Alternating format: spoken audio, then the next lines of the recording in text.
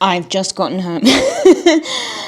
I was only supposed to go in for an hour to teach, and this is how it works. I've just gotten home because I got to the school and everything's going well, and I teach my class. It's amazing. I hang around for a bit, talking to people, talking to my colleagues. I don't know why I didn't mind my business.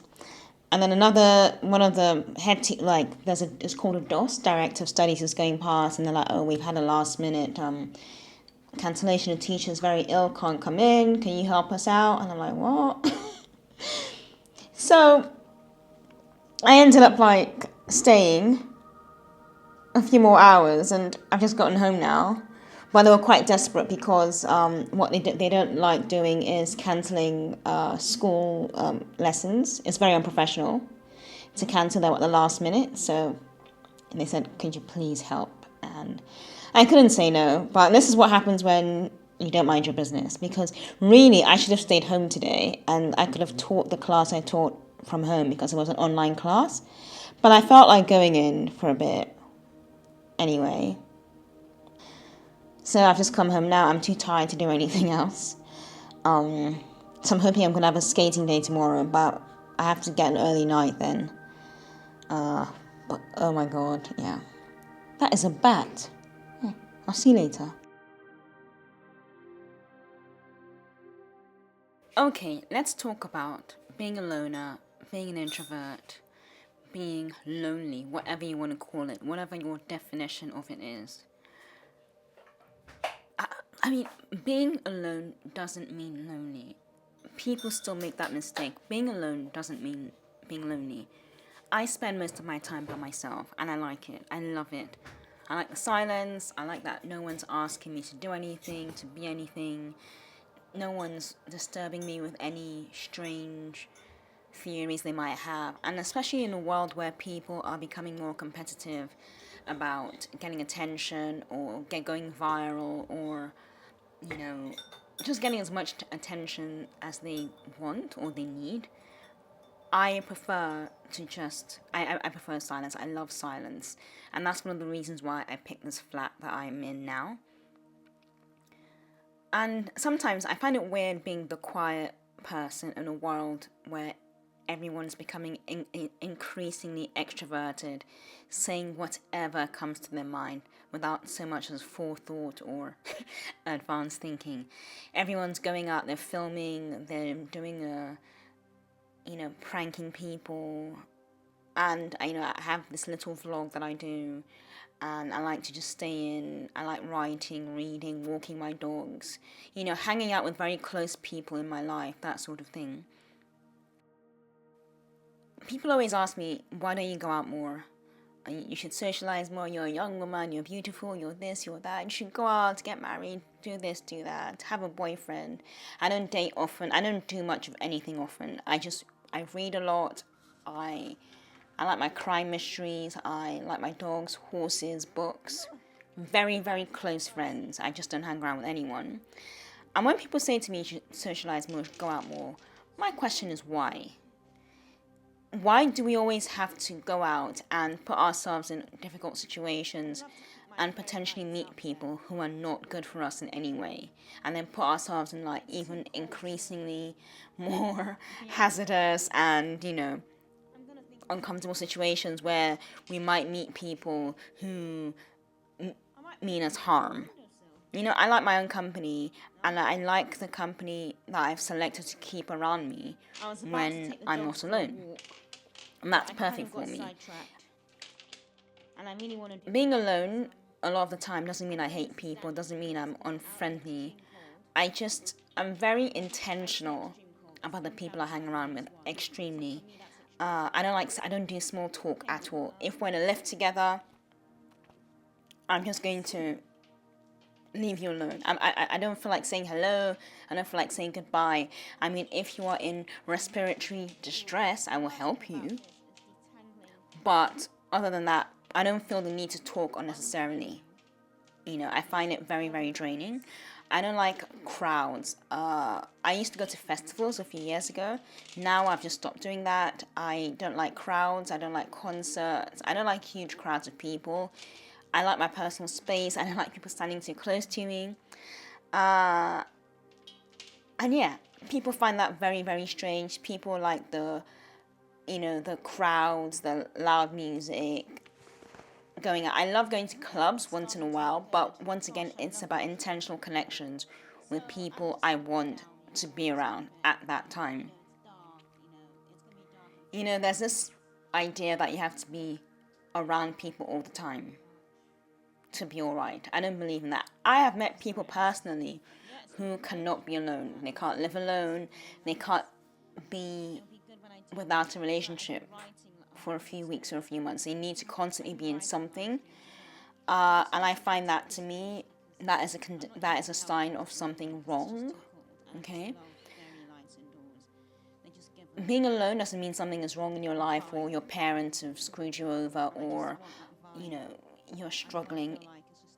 I think there's lots of power in being able to be alone, being able to work through your problems on your own, being able to work through stress on your own, because it teaches you to sit with yourself, sit in your silence, face your own thoughts, face your own fears, and come face to face with them, rather than having outsiders influence your thinking, because you need that quiet space to think.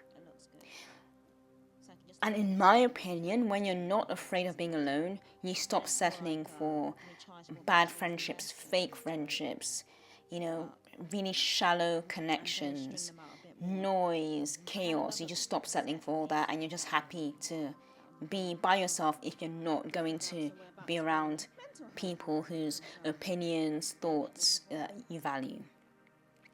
I'm also very, very self-aware. Because I believe I was an only child, I'm still an only child, I learned to love my own company, to create my own peace, to set my own boundaries.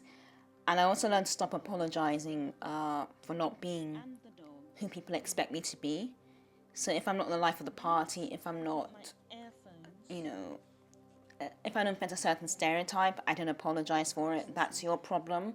That is your issue to work around. That is your insecurity to work around. I'm not going to contort myself to be what you want me to be. That is, if you're not comfortable with that, that is more your problem than mine. And luckily, from childhood, I learned to sort of realize that a lot of people would try to make you fit their stereotypes, and when you didn't, they would either become very emotional or very upset or very fearful or very angry. But I learned very early on that was not my problem at all.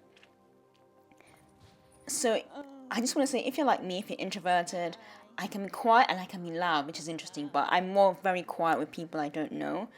If people consider you a little strange, eccentric, odd, weird, whichever word you want to put on it, there are many people like this, and more and more people are feeling this way. So, in my opinion, if you find yourself spending a lot of time alone, people keep trying to tell you that it's a bit odd, you're a bit strange, as long as you're not depressed or you're not unhappy, then that's fine. But I think that a lot of us have learned to be alone and learned to be quiet and learned to sit in silence, whilst many of us have not. And it's a learning process. We need to learn to be alone, because I think it's in those moments of silence that we get our most profound thoughts, and we get an idea of who we really are. So that's what I wanted to say. It can be difficult to be introverted in a very, very loud world, especially as someone who's Nigerian.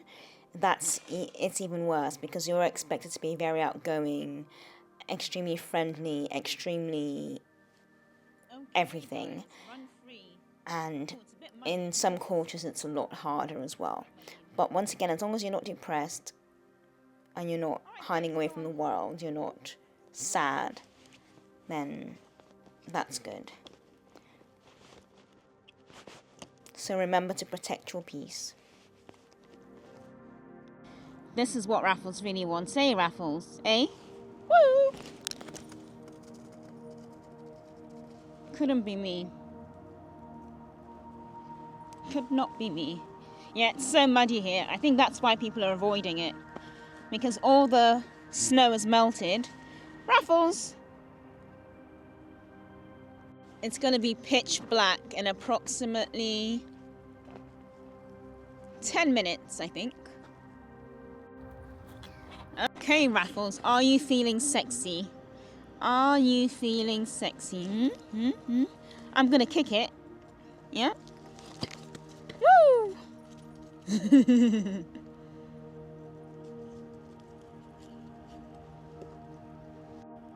Come on. These dogs are just passed out, completely passed out. But on a brighter note, look at what my lights look like. Okay, so the apartment isn't great because, you know, I had to make do with my furnishings because I'm leaving next year and I just didn't want to get too much.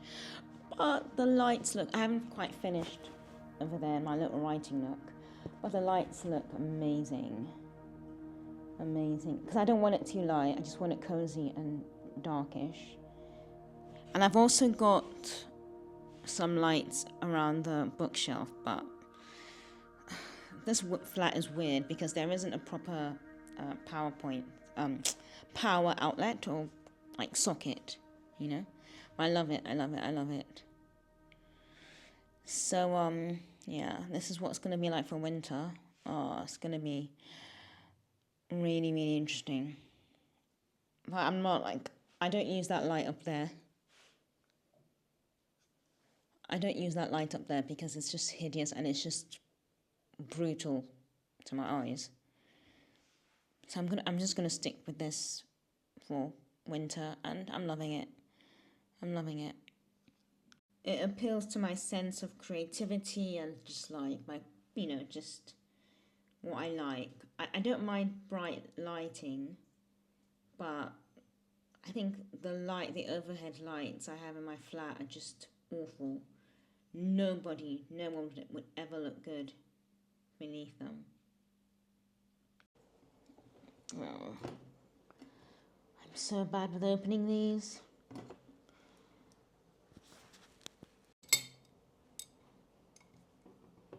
Ah!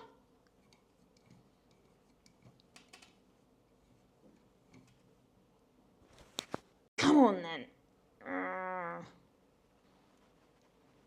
Uh-oh.